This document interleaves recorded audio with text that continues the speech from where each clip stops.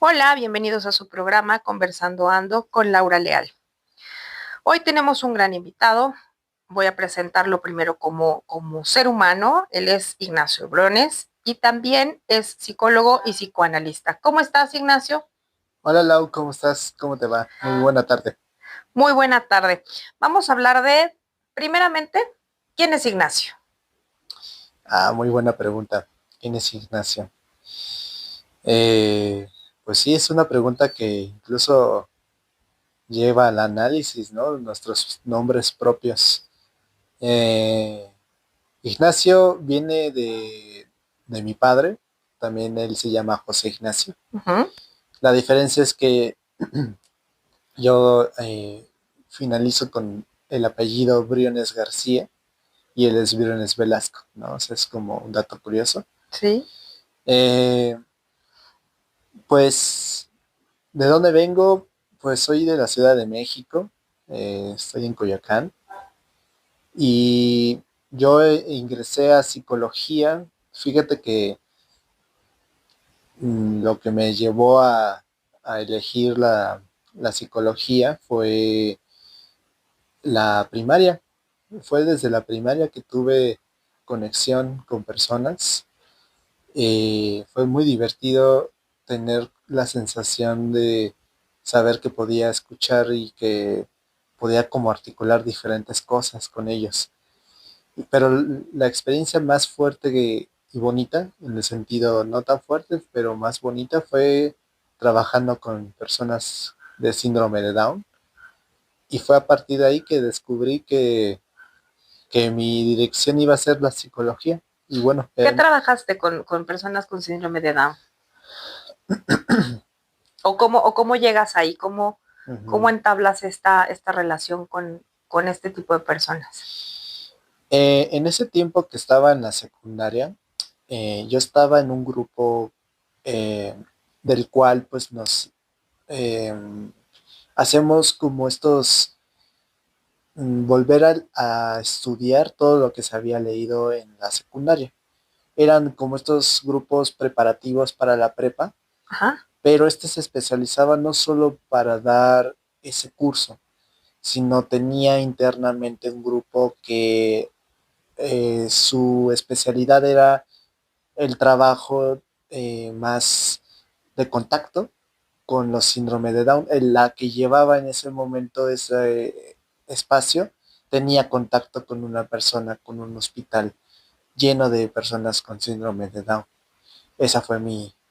Esa fue como la pauta, lo que te llevó a decidir que te ibas a dedicar a la psicología. Así es. Y luego, ¿por dónde atravesaste? ¿Qué instituciones pisaste? ¿Cómo te Ujú. pareció? Porque la psicología y el psicoanálisis, bueno, tienen un abismo.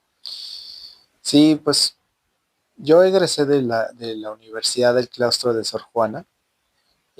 Ahí, pues el enfoque que tienen, además de ser bastante amplio de la clínica y humanista en muchos sentidos, eh, pues en sí la escuela sí está plagada de psicoanálisis.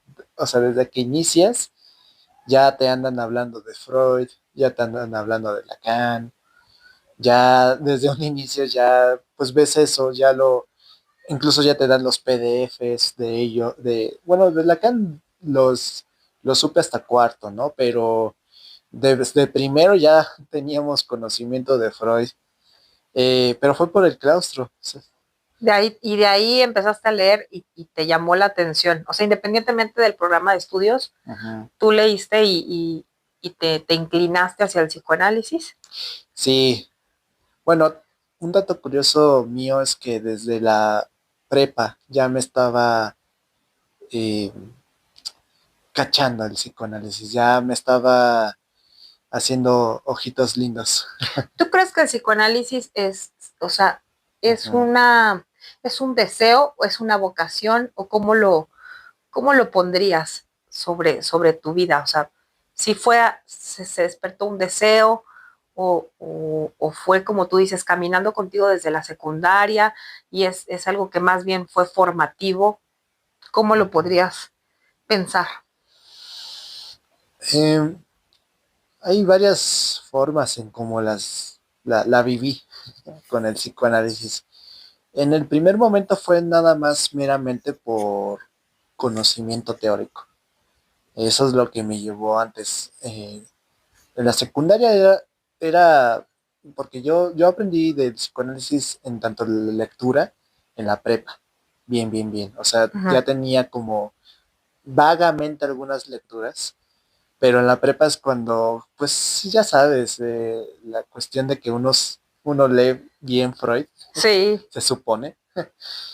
Y nada más era como meramente por lectura, solo por leer. Y era como una cuestión de, oh, sé leer psicoanálisis. no es fácil eso. Y, ajá, justo no fue fácil, porque fíjate que con el tiempo fue cambiando mi perspectiva de eso. Eh, Cambió la posición del deseo, o sea, de querer saber leer a aprender con H, Ajá,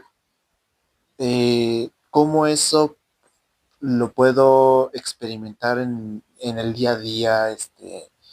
O sea, el psicoanálisis, como lo decías, es un apunte de sostener un deseo muy más allá de lo que uno podría decir. O sea, es como un quiero realmente tener una cura tipo para para ese analizante. claro. Pues saber que no hay como un método de a fuerzas tiene que ser de esta forma o lo otro, pues me atrajo mucho más el psicoanálisis, ya no desde la lectura, ya no desde lo teórico, sino desde la práctica. Eso es lo que diría. Y tú consideras para ti, porque pues obviamente todos tenemos que pasar por un análisis dentro de todo el marco estudiantil Ujú. saliendo un poco de la academia, un poco de la formación también de un analista es analizarse. Sí. ¿Cómo te sentiste cuando tú fuiste el analizado?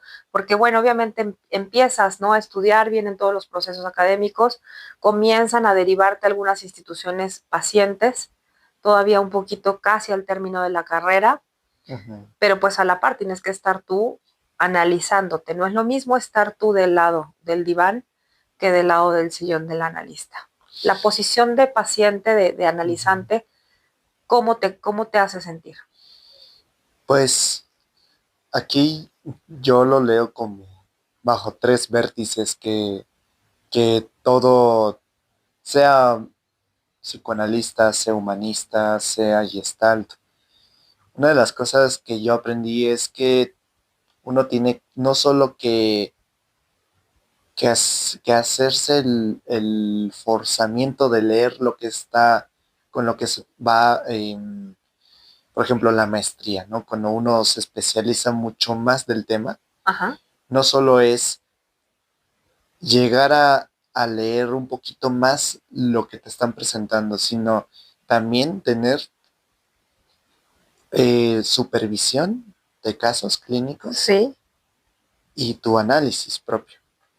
Teniendo esos tres ejes en donde te enseñan mucho más pulido la teoría, tienes la práctica y en la práctica además tienes tu supervisor y tienes tu análisis, son los tres ejes fundamentales que yo desde mi lectura me han ayudado muchísimo a poder ver desde los dos ojos, desde mi espacio personal, a poder como articular mucho mejor y mi, mi posición de lo que me angustia, a cuando me pongo en el lugar del analista, a escuchar lo que está en la letra del paciente y desde ahí orientar, no desde lo que yo opino, sino desde lo que está articulando el paciente. Teniendo ese eje, ya no estás hablando desde la cafetería o desde yo opino que tendrías que. claro. La consejería Ajá, o sí, la plática de amigos, ¿no? exactamente. Deberías de. Sí, que, que no se hacen en el espacio analítico. Cuando ya estás en los dos lugares y quizás haya algún analizante que pueda articular algo de nuestra historia personal, Ajá. Lo interesante es cómo lo posicionas a una pregunta de ese analizante y no desde nuestra historia como analistas. Ahora, Sí. tú como analista, pues obviamente prestas la escucha, Ujú, pero también como analista, bueno, nos sometemos a esta parte, de, como tú dices, de la supervisión ujú, y también a la parte de nuestro análisis personal. claro. ¿Tú consideras que la supervisión y el análisis personal van de la mano? Porque yo lo vería desde el análisis personal, obviamente está derivando con todo lo que es personal del analista y la supervisión Ujú, es hacia el nivel profesional, está trabajando con lo que deriva desde la profesión de este, pero también se cuelan algunas cosas personales y se cuelan algún trabajo también ujú. como personal dentro de la supervisión. ¿Cómo, cómo, cómo consideras tú esta división entre estos dos espacios analíticos? Eh, es una excelente pregunta porque, por ejemplo, eh, el que está en el lugar del supervisor eh, tiene que hacer un ejercicio, bueno, no es un tiene que, repito, es una posición distinta a la posición del analista. Ok, ¿A qué me refiero? Por ejemplo, eh, desde el lugar del analista se articula justo lo que comentabas, lo que hay en el ruido, lo que no deja de repetir, lo que deja de ser pues algo que hace tanto ruido que se repite constantemente. ujú, Pero justo la supervisión de casos es completamente diferente a lo que estoy diciendo ahorita, porque la posición del supervisor en todo caso es dar herramientas verbales del discurso bajo la técnica ajá, de lo que para se le conoce como no ejercer beneficios secundarios para el analizante. ¿Qué son los beneficios secundarios? Son estos que, ay, mi voz, tengo un fil barrera, ujú, ya, ya se fue. Entonces, la posición de cómo hay algunos analizantes que quieren traerte a un lugar de posición de ser papá, o una posición de ser el hermano, o la posición de ser un abuelo. O sea, esa función ujú. puede atravesarse que nosotras podamos responderle la demanda, aunque aquí la cosa es tener mucho, justo ese cuidado muy delimitativo Ujú. para no caer como un papá o un abuelo, o un hermano, una tía. Desde el discurso de superioridad Ajá, bueno, fálico, vaya. sí, bastante de la ley, de un lugar en donde el buen vivir, el buen hacer, el buen ciudadano, el supervisor lo que hace es mm, desencasillar el discurso para poder darle esa satisfacción al paciente. Claro. ¿Y por qué crees tú que hay tanta resistencia hacia la supervisión? Mm, ahí es que justo mi lectura por ejemplo, de los colegios que pueden haber, se me ocurre, por ejemplo, el milleriano, el freudiano, el lacaniano, eh, como ninguno tiene una línea de su articulación, ¿no? Ujú, Pues cada quien dirige bajo su proceso analítico de lectura y bajo otros procesos de supervisión. Entonces, la resistencia se da por este mítico del que el supervisor no dice nada, o sea, no comenta nada, queda en silencio, eh, su posición solo son muletillas como, "Ujú, ajá, ok, sí, correcto", o un silencio muy espectral. Ujú.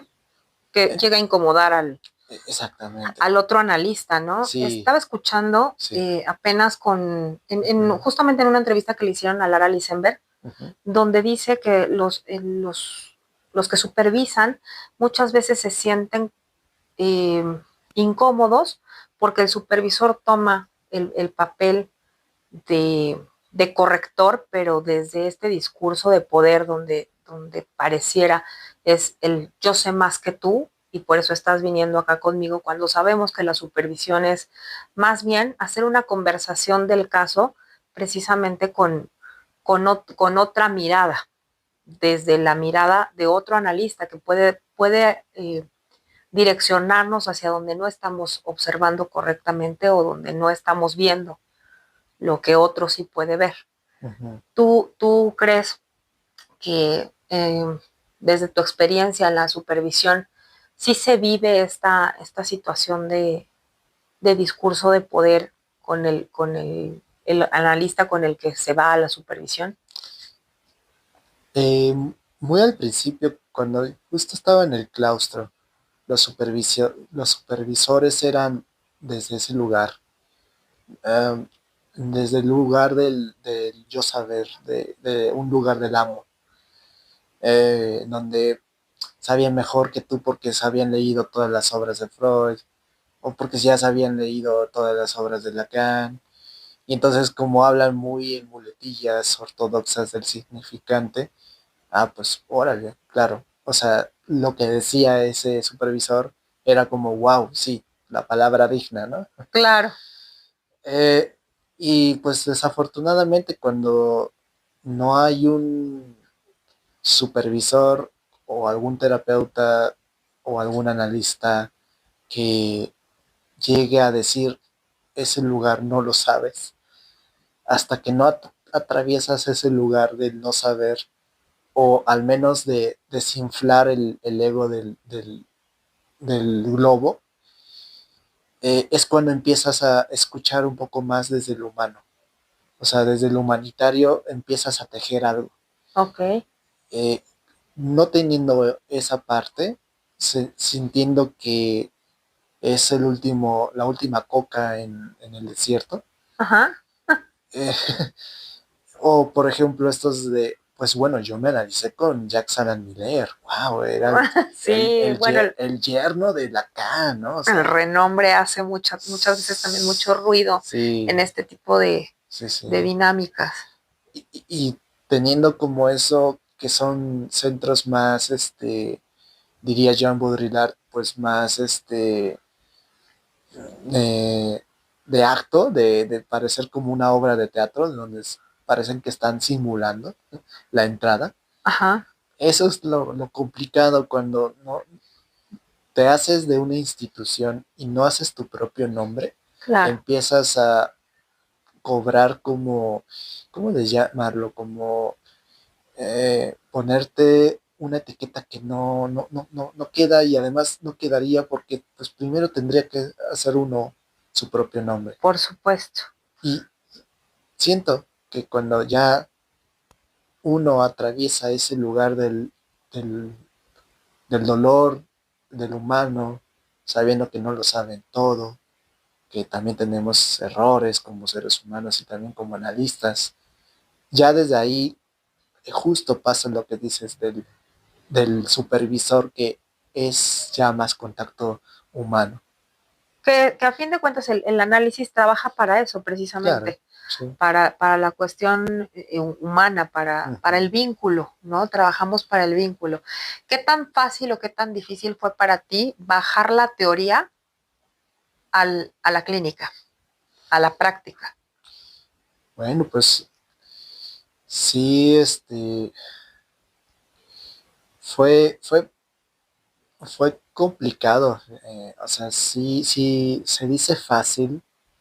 eh, Hay mucho romanticismo de eso, de, bueno, ya finalizó uno la universidad y luego ya uno puede poner un consultorio. Suena fácil, ¿verdad? Pero es que es bueno, Sí.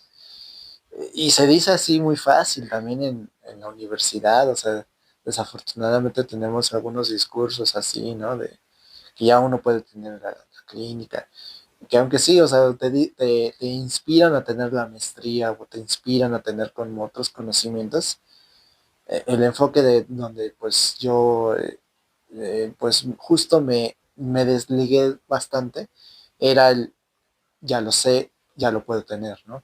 Claro. Entonces, digamos que tenerlo a la práctica, por ejemplo, en mi caso, tuve que haber atravesado instituciones. Yo atravesé el Hospital General de México, atravesé el Hospital Psiquiátrico Fray Verganino, también atravesé pues kinders, o sea, he estado en preescolares, he estado en niños que están en la cuna. Entonces, ese conocimiento de tenerlo yo le llamo práctica de campo Ajá. o técnica de campo, porque lo que se hace ahí es literal estudiar y comprender a partir de la práctica, pues los deterioros que puede llegar a tener ese niño. Entonces, yo soy de la escuela en la que si, si no hay esas instituciones que te puedan regular al humano, pues quedas en las ideas de un psicoanálisis amo, mileriano, en donde solamente tu saber lo sabe todo y con un silencio ya dices, ya, cure al paciente, ¿no? Entonces, Con una intervención sí, silenciosa. ahí, no sé desde qué lugar, es muy, eso lo describe, por ejemplo, Juan David Nacio en su libro de En el silencio del psicoanálisis. Sí. Y pues bueno, es un libro muy que ya Juan David Nacio se siente en las nubes, ¿no? De poder decir eso, pero como es muy, muy complicado curar a alguien nada más con el silencio.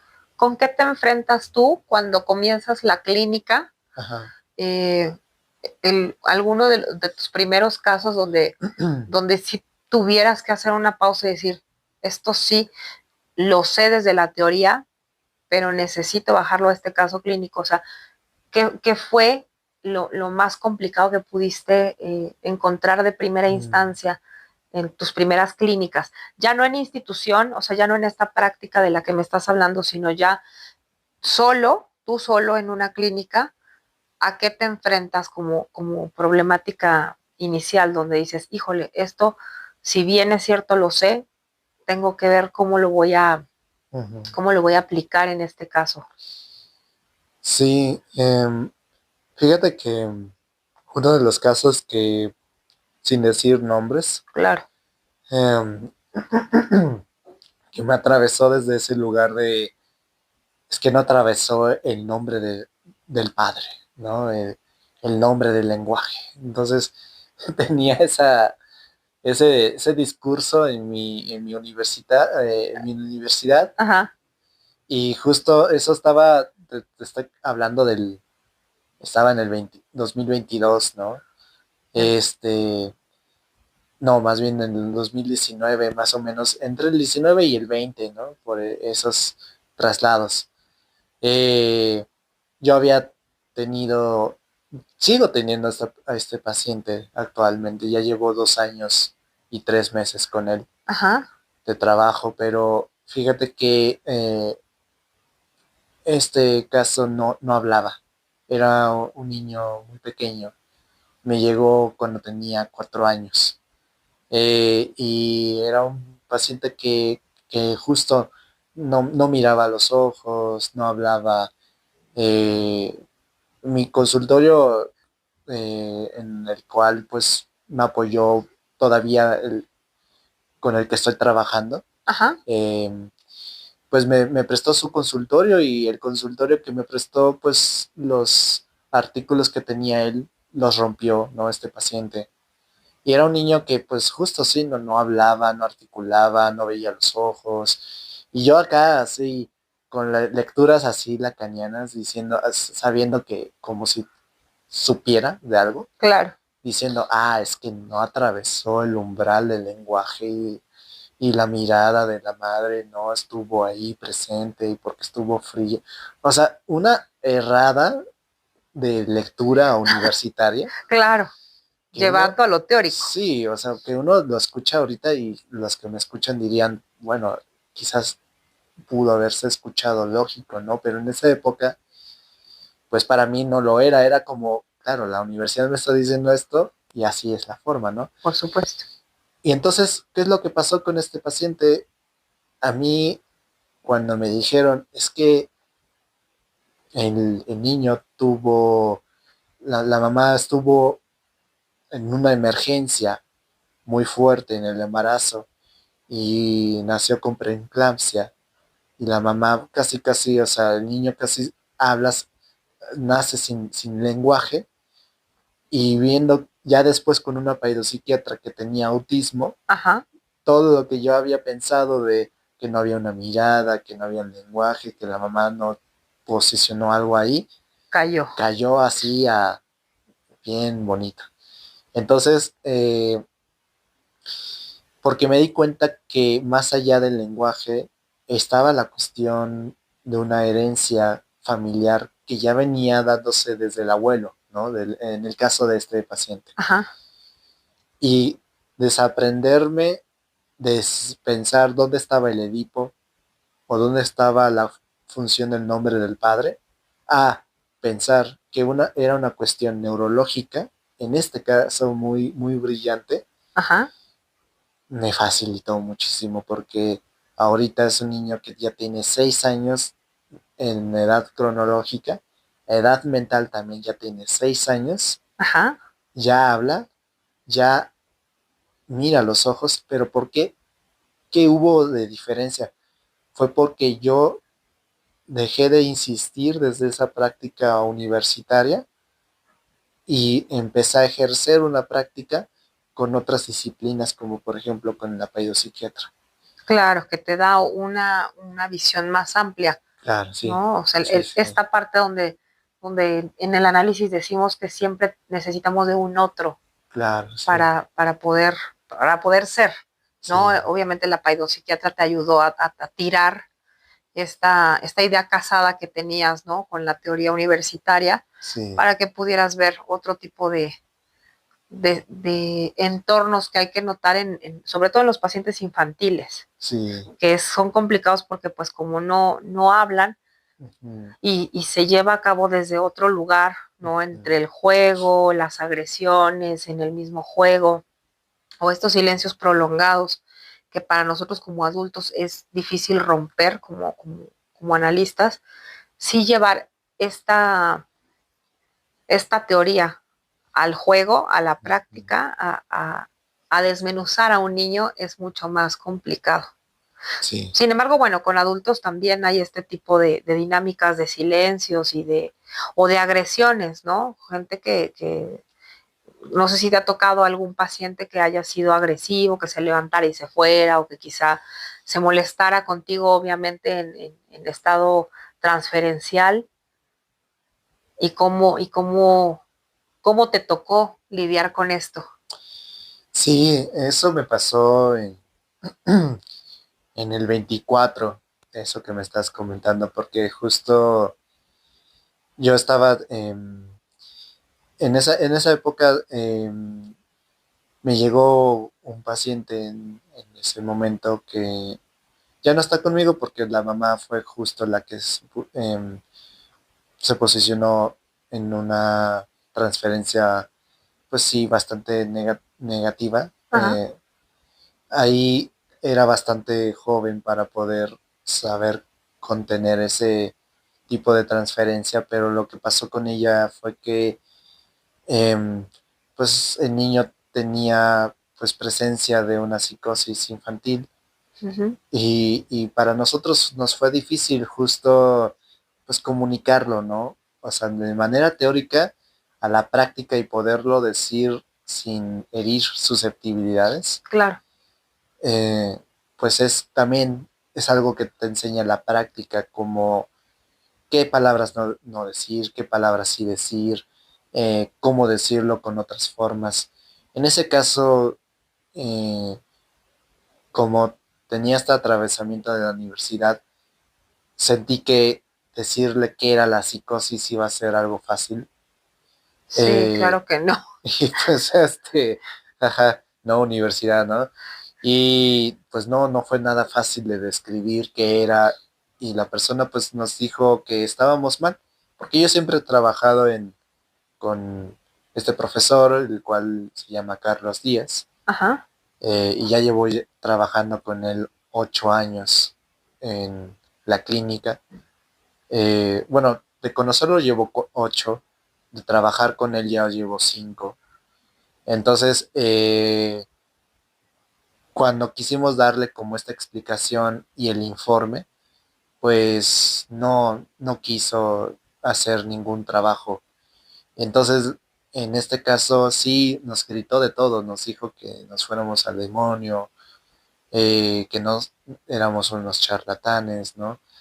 Entonces, pues uno como analista vive ese derrumbe psíquico del paciente que puede uno pensar que te está diciendo a ti. Y la cosa de la lectura del analista es que nunca se lo dice a uno. O sea, no te está escupiendo, no te está rasguñando a ti, Claro.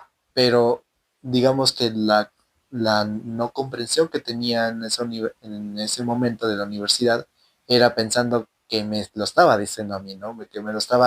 Que se estaba quejando conmigo, Directamente hacia tu hacia mí, persona. exacto, hacia mi persona. Claro. Entonces, digamos que cuando me volvió a tocar un paciente de esta índole, em, justo la forma en cómo me pude sostenerme y sostener el espacio de la dialéctica fue respondiéndolo de manera neutral, sin atacar, como lo estaba haciendo el discurso, y sin herir, justo con frases acá lacanianas.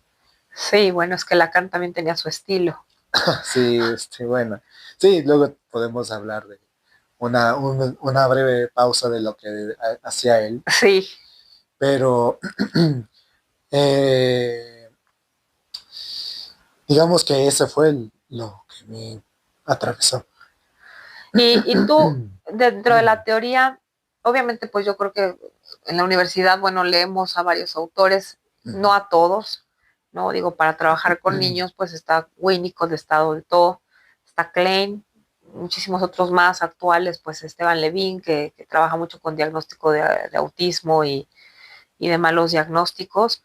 Me parece que es importante, pero sí he notado yo también que es muy difícil darle lectura a estos autores que suenan como muy bonitos y como muy mágicos y uno se enamora y dice, sí, voy a trabajar el psicoanálisis infantil y con los niños, qué bonito el juego, sin tomar en cuenta este tipo de problemáticas, de agresiones. Y no estoy hablando del niño, estoy hablando de los papás, porque obviamente la transferencia viene con el niño, pero también con los papás y se trabaja con ambas partes. Y hay que dar un poquito de sostén, como tú dices, sí, de sostenimiento a los padres y también al menor. Esto es algo bien difícil, que en la universidad pues no te lo dicen como con tanto detalle como cuando ya se vive en vivo en una institución o en una clínica. Ahora, tomando en cuenta que como lo dijiste ahorita, trabajar en instituciones o trabajar en escuelas es muy diferente a trabajar la clínica individual con el niño. Pero eso nos da pues una idea de que cómo el análisis cambia de la teoría a la práctica y cómo nos vamos topando cada día con cosas diferentes. Dentro de todo tu caminar, ¿hacia dónde te estás encaminando ahorita? ¿Cuáles son tus proyectos venideros? ¿Qué tienes en mente? ¿Te vas a sostener con la clínica? ¿Piensas dar algunos cursos? ¿Estás dando supervisión? ¿Cómo estás caminando ahorita? ¿Qué tienes para este 2026? Muy, muy buena y excelente y bonita pregunta, ¿no? Porque eh, ahorita me encuentro en la maestría. Estoy en la maestría de Colegio de Psicoanálisis Lacaniano. Ahí estoy estudiando la maestría de teoría psicoanalítica. La verdad es que es muy buena. Ay, no sé qué me está pasando en la voz. Tiene resistencia. Sí, la voz tiene resistencia, pero bueno, ya es un colegio que recomiendo mucho ampliamente para la teoría y la práctica en la clínica desde la perspectiva de psicoanálisis y sí que pulen muy bonito Freud y Lacan. No hacen un Freud-lacanismo, afortunadamente, Ajá, que es lo que hacían, y bueno, si alguno del claustro me escucha, pues es ya, ahí va, pero es un Freud-lacanismo en el claustro, ¿no? claro. Y acá, pues justo en esta maestría sí hacen una separación muy puntual y muy bonita de Freud y Lacan. Bueno, entonces ahorita respondiendo a tu pregunta, mi proyecto es seguir la maestría, finalizar en junio la maestría. En ese traslado de lo que voy cursando, pues yo hago pruebas psicométricas. Me especialicé en pruebas neuropsicológicas por dos instituciones. Uno es la Universidad de Puebla y Ajá, otro fue en la Universidad de Aguascalientes. Ambos, pues me especialicé en las pruebas tanto como el Bachelor, que son inteligencias para infancias, adultos jóvenes y adultos ya más mayores, ajá, que se dividen en tres: las preescolares, que es la WIPSI 4 actualmente, la BISC, que es para niños y adolescentes, y la VICE, que ya es para adultos, desde los 22 en adelante. ok, Eh, y ahorita pues lo que me está ingresando mucho a mi proyecto personal son baterías justo neuropsicológicas, que son las que me están también sosteniendo también como clínico. claro. Además de la clínica que ya llevo 5 años ejerciéndola, hago supervisión de casos clínicos, soy supervisor, Ajá, y pues bueno, trabajo con infancias desde los 5 años y el más alto, digamos, más alto, bueno, de edad en ese sentido, ajá, tiene ahorita como unos 40 años, entonces sí veo casi toda la población en tanto edad. Eh, y bueno, realmente mi proyecto ahorita también es ser docente. Digo, ahorita todavía no tengo concluida la maestría, pero, pero lo que quiero después de la maestría es ser docente. claro. Eh, De psicoanálisis, o sea, o de la aplicación de las baterías que nos estás comentando. Cuéntanos un poquito de qué van, para qué nos ayudan estas pruebas, sí. o sea, para dónde nos encaminan, hacia dónde nos llevan, por qué son Ujú. esta aplicación de pruebas. Pues mira, eh, ¿para qué sirven o cuáles son los objetivos de cada prueba? Es obtener mayor conocimiento desde la parte del neurodesarrollo. Eh, se trabaja muchas áreas, por ejemplo, cómo se ha desarrollado el lenguaje, cómo se ha desarrollado la motricidad, cómo se ha desarrollado la inteligencia del coeficiente intelectual global. Ok, Por ejemplo, ¿qué tendrá ese paciente? ¿Es un diagnóstico más a un autismo? ¿Es más diagnóstico a un trastorno de déficit de atención? ¿Es más hacia un diagnóstico de una depresión? O sea, justo lo que nos hace la pregunta, las pruebas neuropsicológicas es cómo está eh, en tanto su crecimiento, ajá. las funciones ejecutivas totales de ese paciente. Y de ahí Y, partir para trabajar sobre eso, exactamente. ¿no? Si, por ejemplo, mm, nos han llegado casos en los que nos han hablado de personas que son sobredotadas, pero lo que estaba ahí presente es que tenía antes una epilepsia Ah, ok.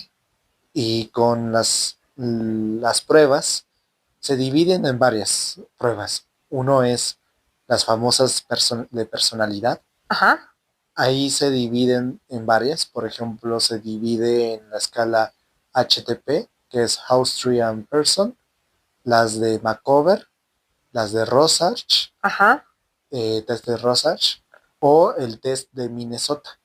El Minnesota lo que ubica es 17 áreas, la cual va ubicando cómo está su histrionismo, su psicotismo, eh, se divide en esas áreas.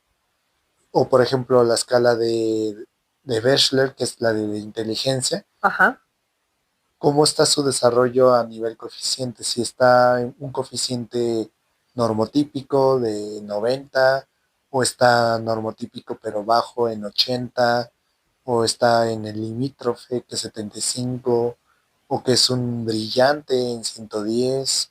O sea, lo que vas ubicando es esas áreas de oportunidad, pero también las dificultades. claro.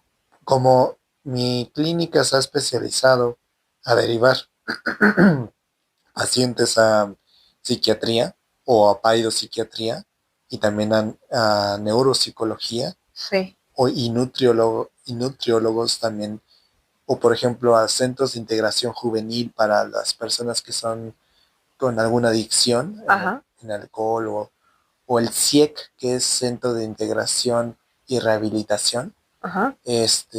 Me han apoyado a mí como clínico de manera privada a seguir ejerciendo mi clínica con ese paciente, a tener mayores extensiones, no solo desde de lo que dice, sino desde ya tengo una institución que se especializa en adicción, ah, ahí me lo contiene. Ah, perfecto. O sea, has hecho una Eh, sinergia sí, para poder hacer la atención sí, regulada de tu paciente. así es. Eso me gusta muchísimo.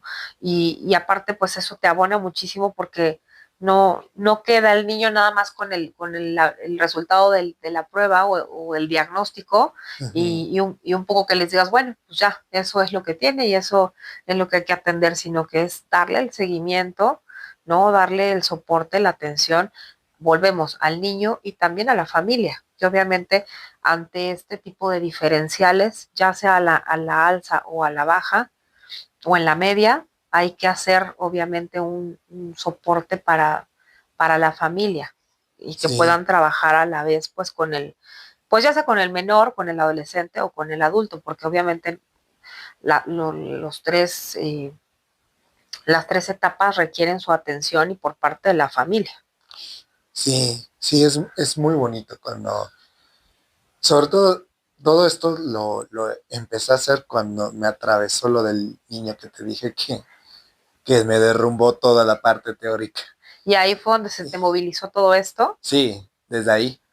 Eso está muy interesante, o sea, Sí, como, fíjate cómo cómo te sacudió, de qué manera te sacudió ese caso que te llevó a otras instancias, ¿no? A explorar cosas que a lo mejor ni siquiera tenías en mente en algún momento o a lo mejor y sí, ¿no? Pasaban como parte de algún estudio, pero no había una especialización como tal, así es. ¿no? Y el acompañamiento neuronal es muy importante, es muy importante el desarrollo de los chicos. Fíjate que eh, la motricidad, eh, hay ahorita muchos centros, muchos CENDIs que se están dedicando mucho a afinar esta situación de los chicos, de los pequeños, porque pues en tiempos anteriores no era tan importante si se gateaba, si no, si el niño sí podía separar el frijolito o no, y ahorita sí se está haciendo mucha estimulación temprana para que los chicos tengan una buena motricidad, que obviamente esto hace una ¿cómo se llama? Lo de las neuronas, una sinapsis, Sí, para que tengan conectores, no solo de motricidad, sino obviamente de generar en ellos el desarrollo correcto a la edad. Yo no sabía que la gente las personas que no gatean, eh, tienen complicaciones después para determinadas cosas del aprendizaje. Sí, sobre todo a nivel visoespacial, porque el gatear nos ayuda a tener la tercera dimensión, arriba, abajo, izquierda, derecha, lateralidad. Las lateralidades son importantísimas. Si no hay lateralidades, hay un término que se llama lateralidad,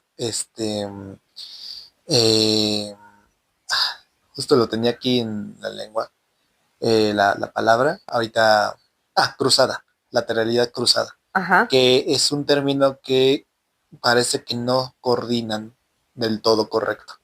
eh, Izquierda, derecha, enfrente, arriba, abajo, visoespacialmente, estas personas sí justo chocan con cosas, se rasguñan con cosas, luego siempre aparecen con moretones, o no, o se les dificulta, por ejemplo, brincar, o sea, justo el extender los brazos también se les dificulta. O sea, el gatear, ahorita hay nuevos pedagogos Ajá. que hablan que entre más caminas, mejor intelectualidad tienes o mejor desarrollo motriz tienes. Entre más pronto caminas. Ajá. Pero es que son lecturas distintas. Yo, desde mi lectura, que he trabajado con Kinder, Ajá. sí me es importante decir que sí es necesario que gate el niño porque eso le ayuda a la motricidad fina y gruesa y justo a lo que te decía, en la visoespacialidad, la tercera dimensión ayuda muchísimo. Fíjate que Sí. eh, mi hijo, tengo dos hijos, el mayor, Ujú. cuando era chiquito, pues de edad de gateo, gateaba hacia atrás. Mm, mm, Él es zurdo, ujú, casi desde el vientre, porque yo tenía que estar acostada del lado izquierdo, si no se molestaba y entonces pateaba hasta que tenía yo que voltear del lado izquierdo. Y nace, toma la sonaja, la mamila, todo con la izquierda. Y cuando viene la etapa del gateo, gatea hacia atrás. O sea, para desplazarse, se ujú, volteaba de espaldas y mm, sí, se desplazaba hacia enfrente donde quería ir, pero de reversa. mm. Bajaba las escaleras De de reversa. reversa. Y fíjate que Mm, le costó mucho trabajo aprender ujú, a amarrarse las agujetas y a cortar, a recortar. ujú, No sé si por la surdez o por el gateo. No gateó tanto tiempo y se paró rápidamente, pero mm, pues sí noté que obviamente hubo complicaciones en determinadas cosas motrices más adelante. Yo le ataño, ¿no? Al ser zurdo, el que tuvo como complicaciones para cortar o para agarrar ciertas cosas, ya con los años fue haciendo como tú dices, una dimensión espacial diferente. Eh, Sin embargo, es de los que choca, es de los mm, que choca con algunas cosas ujú, o no, o haz de cuenta, no sé, puede estar caminando, ver algo en el piso, pasarlo, o sea, darle el brinco o rodearlo, incluso hasta moverlo con el pie, patearlo, pero no dar cuenta de que ese objeto ujú. está ahí. No sé si eso tuvo que ver con el gateo, ¿tú qué opinas? Pues, bueno, implican muchas cosas ahí del desarrollo, ¿no? Que habrá que hacerle como alguna prueba neuropsicológica. Estaría súper interesante. Sí, y porque son muchas implicaciones las que ocurren, ¿no? O sea, no solo es eso, claro, o sea, no solo es el gatear, o no solo es que, que deje de gatear o no deje de gatear, o que yo haya caminado antes que otro, Ajá, sino algo que se le conoce como las funciones ejecutivas. Las funciones ejecutivas están alrededor de todo lo que es el cerebro. Y el cerebro se va conectando a partir de varias pues redes sinápticas, como mencionabas, y está interconectado uno del otro. O sea, si nos lastimamos un lado, aunque haya sido ese lado, va a tener repercusión en todas las áreas. No es que solo quitemos ese cacho y, ajá, aunque lo interesante del cerebro es que sustituye los elementos que le hacen falta. Eso es lo muy eso es muy bonito. Cuando le hace falta algo, lo sustituye bajo elementos que le ven, con los que cuenta. con los que cuenta. Y eso es algo impresionante. O sea, las funciones ejecutivas se dividen por ejemplo, motricidad, en memoria de trabajo, en organización, en elementos de planificar, inhibir, retroalimentarse, hablarse a uno mismo. Cuando uno dice, me hablo a mí mismo, Ajá. es que las funciones ejecutivas están desarrolladas al tal grado de que tenemos un lado que nos dice, estoy hablándome a mí mismo, ¿no? Okay. O sea, está algo chistoso, ¿no? Normal. Eh, pero bueno, la cosa es que las funciones ejecutivas a veces tienen deterioros neurocognitivos. ¿Qué significa eso? Que pudo haber pasado algo en el embarazo. No digo que sea tu caso, Claro. pero, por ejemplo, a veces falta de oxígeno, o que haya nacido a los 7 meses, o que haya nacido a los 8. No es lo mismo nacer a los 7 que a los 8 o que a los 9, pero luego nacer a los 9, pero casi casi me estoy ahorcando con el cordón umbilical y dejé de respirar durante un momento. O sea, esos lapsos son muy importantes. Ajá. Eh, y sobre todo, pues justo el cómo se le dan los ejercicios de neuroestimulación al niño. Cuando hay una estimulación temprana, créeme que cualquier niño puede aprender muy fácilmente todo. Pero una cosa es eso, que es un pensamiento muy Montessori de que todos ojalá crezcan así, y otra cosa es ver que hay ciertas cuestiones neurológicas que no están acorde a la edad cronológica, que eso está imposibilitando el conocimiento del niño. Entonces, justo por qué te digo todo esto, porque no solo es por una cuestión del gatear, son Sí. muchos otros elementos Muchos factores que rodean. que rodean, pero que justo podemos ir viendo en el neurodesarrollo. Oye, pues está muy interesante. Estas pruebas, tú entonces las aplicas Sí, de manera privada. sí. Vamos a platicar un poquito de dónde te pueden localizar, porque pues obviamente ahorita yo creo que a la gente le va a importar mucho, no nada más las pruebas, sino obviamente también tu consulta y todo lo que has hablado es muy interesante. En dónde te podemos encontrar en redes Ujú. o en qué institución te pueden buscar. Bueno, ahorita me pueden buscar en Instagram como sic.ignacio Briones. En Facebook me pueden buscar como Ignacio Briones, tal cual. Y ahorita estoy por, em, ¿cómo llamarlo? Generar una clínica con el profesor Carlos Díaz como colaborador. Una clínica a la cual le llamamos Clínica Conciencia y está a nada de abrir como clínica. Entonces ya vamos a tener un local, ya vamos a tener un consultorio propio. Ajá. Todavía no hay fecha, pero ya está a nada. O sea, ya estamos a luces verdes. Ya nos dieron todos los papeleos necesarios. Y afortunadamente, pues esa clínica va a ser dirigida pues a quien quiera consultar. En dónde va a estar? Bueno, todavía no, Ujú. todavía no tienen todo bien amalgamado, pero digo, yo creo que ya están a un pasito. Y fíjate que yo he platicado con Carlos, yo conozco a Carlos, eh, Mm. hemos platicado un poquito de mi tesis y demás, pero no habíamos platicado de este proyecto, me parece muy interesante, mira que coincida contigo también. Sí, qué bonito, ¿no? Sí, Pues mira, con él estoy trabajando en el World Trade Center. Él está trabajando en el piso 36, oficina 11. Y tenemos pensado que sea por esos rumbos.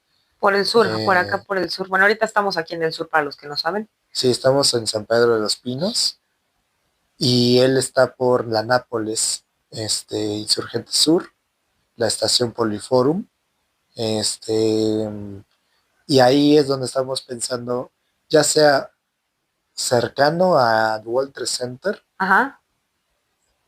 en el mismo World Trade Center, o un poquito más hacia lo que es la Nápoles. Ok.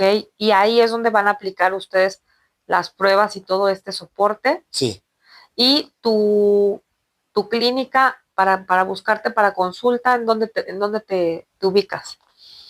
en Instagram me pueden buscar como sic.Ignacio Y ya Brenes. te escriben y ya agendan una cita, tú ya haces todo Sí, el conversatorio para ponerte de acuerdo. así es. Es muy interesante todo lo que estás haciendo. Me da mucho gusto que estés en conjunto con Carlos, que también sé que lleva mucho tiempo ya una trayectoria trabajando con niños.